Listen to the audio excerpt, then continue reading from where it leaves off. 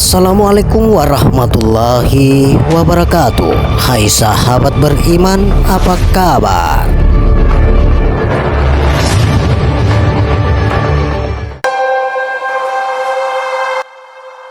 Sahabat beriman yang dirahmati oleh Allah Subhanahu wa Ta'ala, kali ini kami akan membahas antara aku dan Allah.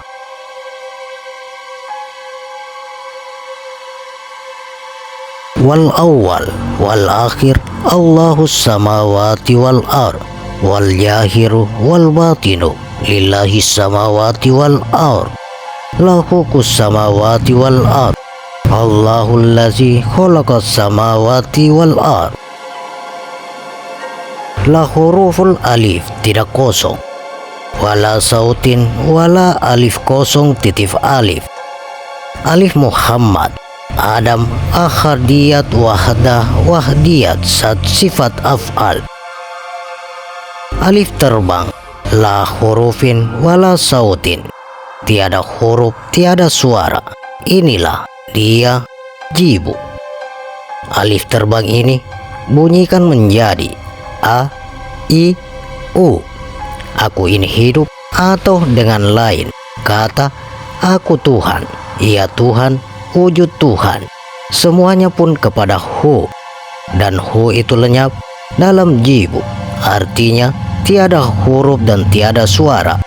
Inilah akhir perjalanan seorang salik atau penuntut kaum sufi atau ahli perjalanan. Demikianlah adanya. Sat, jibu, sifat. Kenyataan sat sama dengan sifat namanya asma. Kenyataan saat asma namanya af'al. Kenyataan saat kelakuan namanya syariat, tarikat, hakikat, ma'rifat. Alif sama dengan adalah saat. Lam awal sama dengan adalah sifat. Lam akhir adalah asma. Ha sama dengan adalah af'al. Inilah yang bernama Allah yang sebenarnya. Alif sama dengan kenyataan hayatullah saat. Kaf sama dengan menyatakan alimullah. Ba sama dengan menyatakan kudratullah. Ra sama dengan kenyataan ibadatullah. Inilah kemahabesaran Tuhan Allah Azza wa Jalla kalau kita simpulkan menjadi satu. Allah sama dengan adalah nama bagi zat yang wajibal wujud. Akbar adalah nama bagi sifat hayatullah zat. Allah nama bagi batin Allah Ta'ala. Akbar nama bagi zahir. Jadi yang sebenar-benarnya takbir itu adalah menunjukkan keadaan Allah pada Muhammad. Artinya adalah zahir Tuhan ada pada Muhammad dan batin Muhammad ada di Tuhan. Berarti yang menyembah juga yang disembah. Maka yang berlaku dalam keadaan sembahyang adalah rahasia Allah semata-mata. La budullah illallah, tiada yang menyembah Allah hanya Allah. Inilah asal sebenarnya Tuhan menjadikan manusia. Kun fayakun menjadikan otak pada kita yaitu ruh idafi. Kun hak mata terang hati terang. Kun sabita nafsiyah nafsu pada kita. Kun saputi nyawa pada kita gerak pada kita. Kun sajjatur rahman kehendak pada kita. Kun sajjatullah kelakuan pada kita. Kun rahman rupa pada kita. Kun sat hayyun tiada mati. Kun ila nur rasa segala tubuh kita nama diri hamba nur haya qadim. Turna ilallahi wa yarakna illallahi wa madama ala maf'alnahu wala adimnahu min kulli diamil azim wala nawudu bihi abadan abada. Kata Allah, nyawa itu kekuasaanku di hati putih tempat bernyawa dalam ukub, dijadikan umat manusia sekaliannya daripada air kundumullah yang bernama Nur Maya Qadim la ilaha illallah, hampir hamba kepada Tuhannya. La ilaha illallah mawujud bil haqqi illallah, atau aku mawujud pada diri.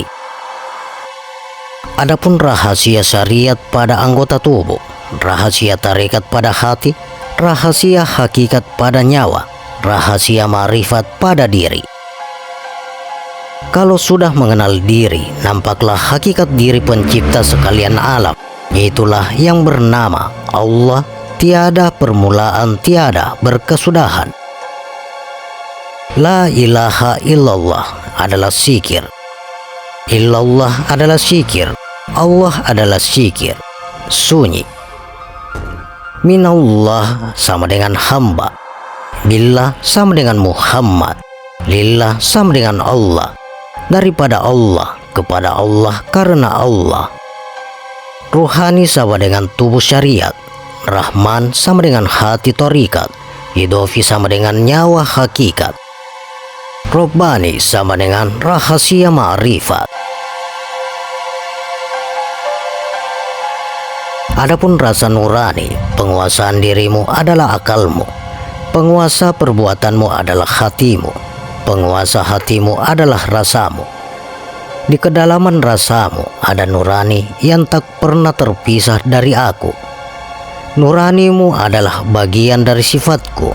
Hawa nafsumu adalah pasukanku yang kujadikan musuhmu untuk mengujimu. Nuranimu adalah benteng kokoh yang aku persiapkan untukmu berlindung dari serangan musuhmu. Akalmu bukanlah tempat berlindung yang aman bagimu, karena dia mudah berkhianat terhadapmu, dia mudah mengelabuimu. Aku selalu menjatuhkan pandanganku kepada hatimu, karena hatimu lebih dekat dengan nuranimu yang selalu berakrab denganku. Maka melihatlah dengan hatimu, mendengarlah dengan hatimu, berkatalah dengan hatimu, berfikirlah dengan hatimu, karena sebaik-baik perbuatan adalah dengan hati. Senantiasalah masuki hatimu, tenggelamlah ke dalam nuranimu, maka kau tak akan pernah terpisah dari aku yang senantiasa merindumu, karena akulah maha cinta. Adakah selain aku yang mampu memberikan kebahagiaan sejati bagimu? Akulah maha cinta yang akan memuliakanmu dengan cintaku, maka yang lain akan ikut memuliakanmu. Akulah maha cinta yang akan menghancurkan musuh-musuh tanganmu dengan cintaku, maka yang lain akan tunduk pada kemuliaanmu. Hanya satu pintaku, jangan kau saingi kehendakku dengan kehendakmu dalam nuranimu.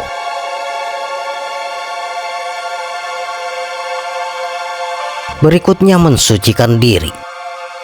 Ketahuilah bahwasanya di dalam tubuh seseorang itu ada segumpal daging, yang apabila segumpal daging itu bersih, bersihlah tubuh semuanya, dan apabila rusak, rusaklah tubuh semuanya. Dan ketahuilah dia adalah hati. Dan selanjutnya, menurut pandangan sufi, hati adalah tempat kedatangan kasyaf atau membuka hijab rahasia Allah, dan juga ilham atau tempat petunjuk. Ia berfungsi sebagai alat untuk makrifat dan menjadi cermin yang memantulkan atau tajallih makna yang sir. Adapun yang dinamakan dengan tempat kasyaf atau ilmu batin adalah cahaya yang terang dalam hati yang bersih, yang mendatangkan ma'rifatullah yang hakiki. Dia adalah suatu cahaya yang menghilangkan tutup atau tabir, hingga menjadi jelas kenyataan Allah. Sangat jelas sekali, sama dengan penglihatan mata yang tidak diragu-ragukan lagi.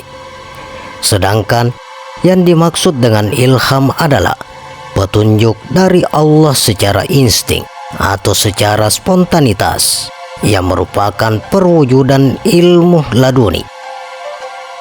Hati agar dapat selalu bersinar, perlu dibersihkan dan alat pembersihnya adalah zikir kepada Allah. Sebagaimana disebutkan dalam hadis bahwasanya bagi tiap-tiap sesuatu itu adalah alat untuk mensucikan, dan alat untuk mensucikan hati itu ialah zikrullah. Bagi Allah adalah nurani, itu sifat kata Allah. Ruhani itu asmaku kata Allah. Insani itu af'alku kata Allah. Rabbani itu satku kata Allah. Dan bagi Muhammad yang awal itu adalah nurani. Muhammad yang akhir itu adalah ruhani. Muhammad yang zahir itu adalah insani. Muhammad yang batin itu adalah rabbani. Bagian insani, nurani itu nyawa pada kita, ruhani itu hati pada kita, insani itu tubuh pada kita, rabbani itu sir pada kita.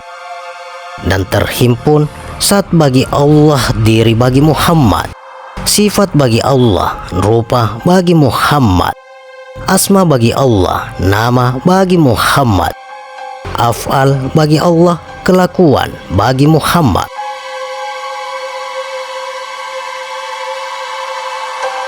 Adapun menghadapi akhir kehidupan, bila keadaan kita semakin lemah sehingga tidak dapat melaksanakan zikir tubuh, zikir nyawa, dan zikir rahasia, maka pindah pada A, I, U.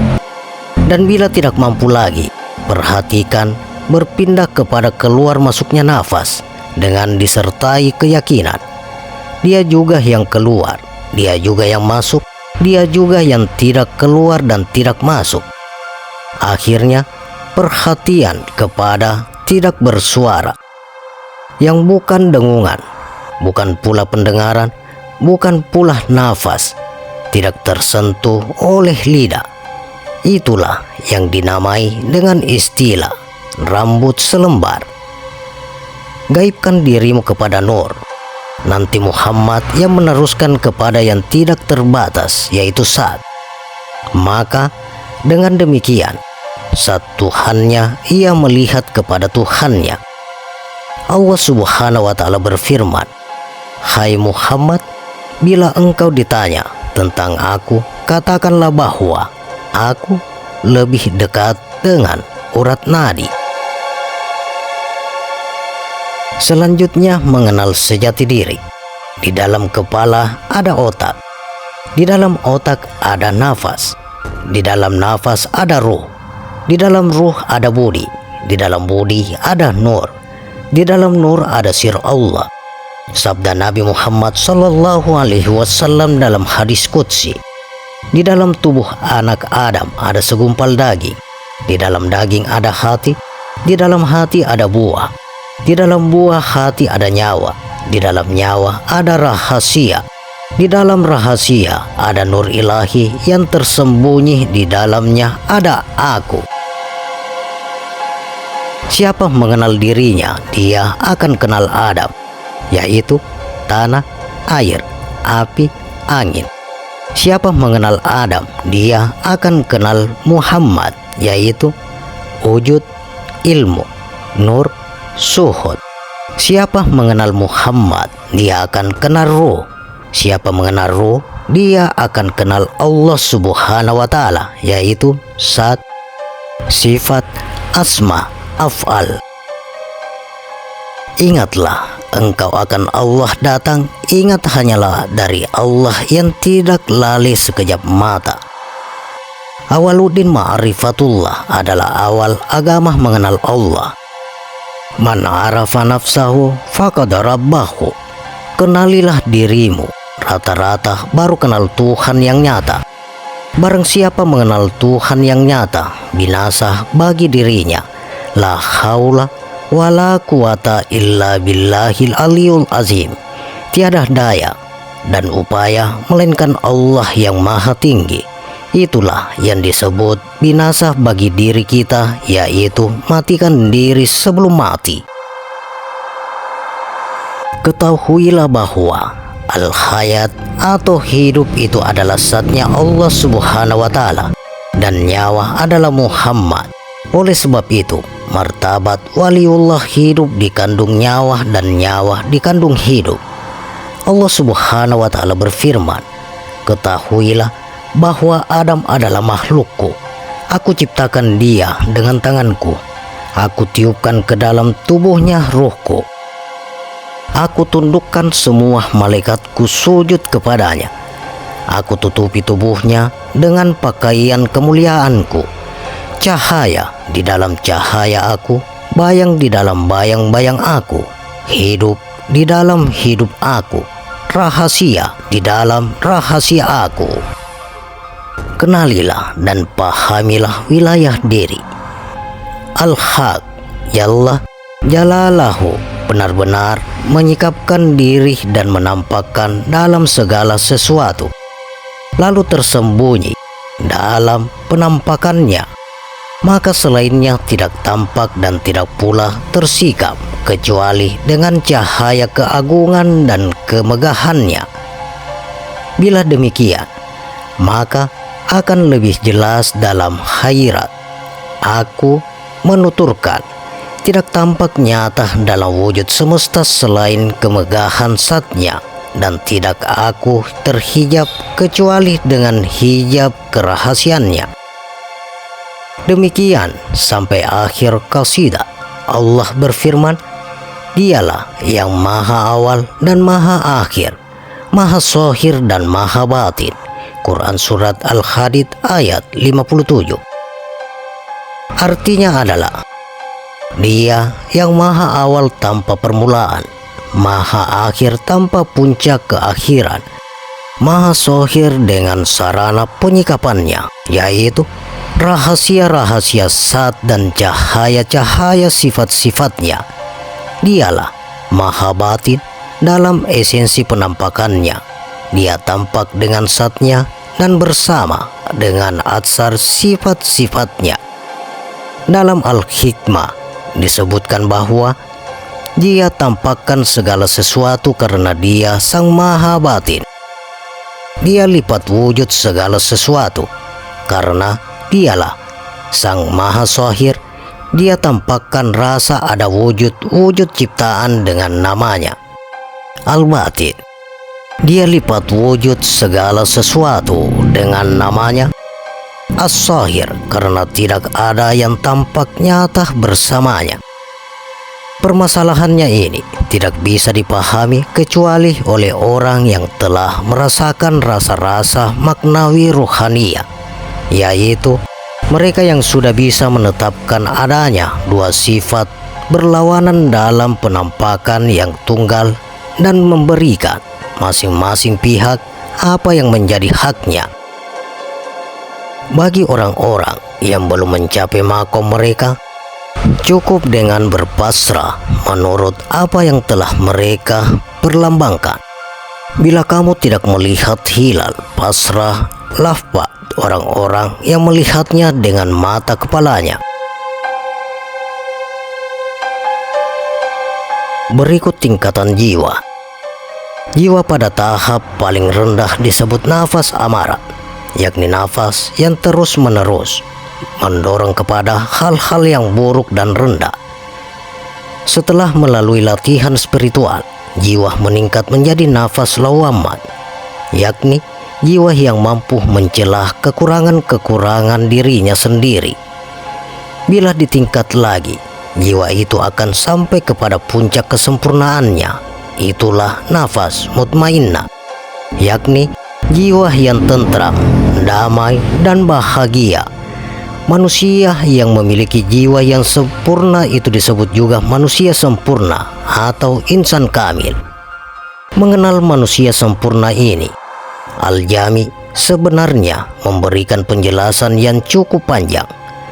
Manusia sempurna dalam kajian penganut wahdatul wujud bukan saja mengacu pada sejumlah kecil individu yang pernah hidup di muka bumi ini dan memiliki jiwa yang paling sempurna, namun juga mengacu pada ciptaan Allah yang pertama yang bersifat spiritual dan merupakan bentuk awal segenap alam semesta.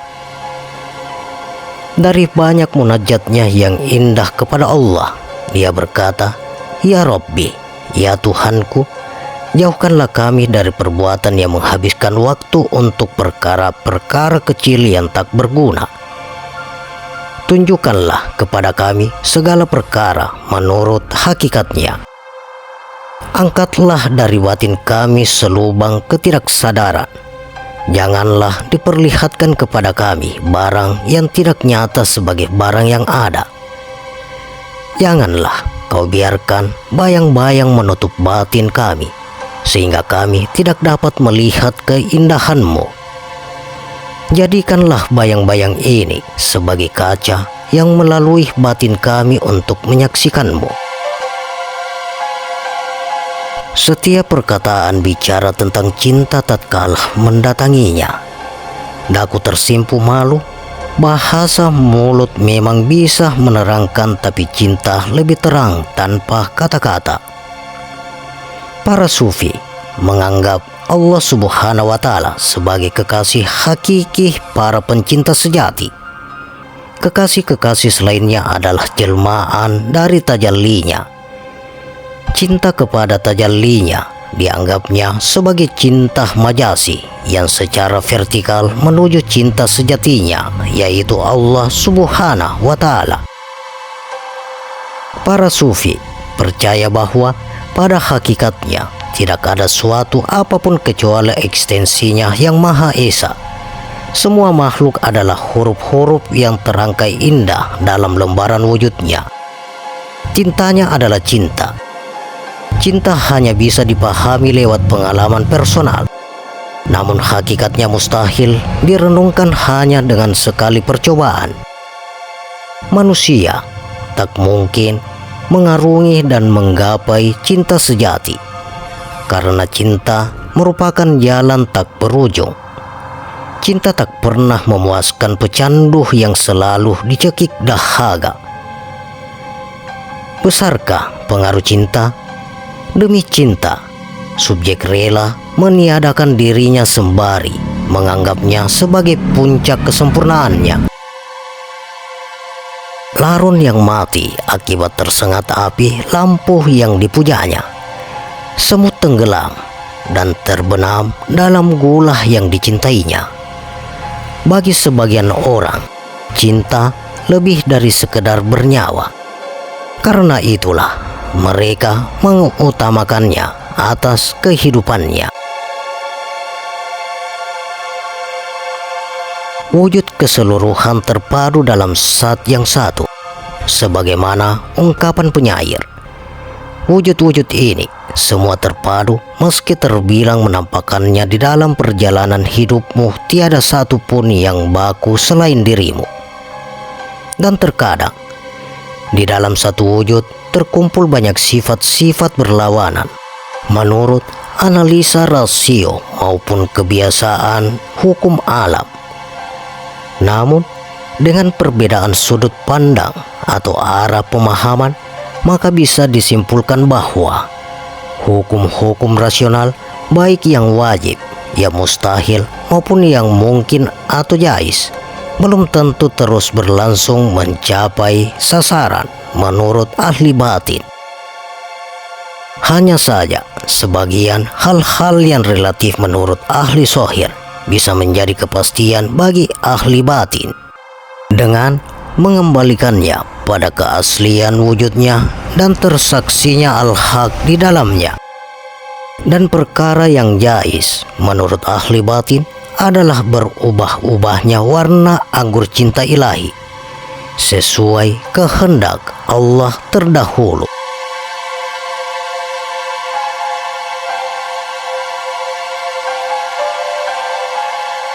Demikian sahabat antara aku dan Allah. Bagaimana pendapat Anda?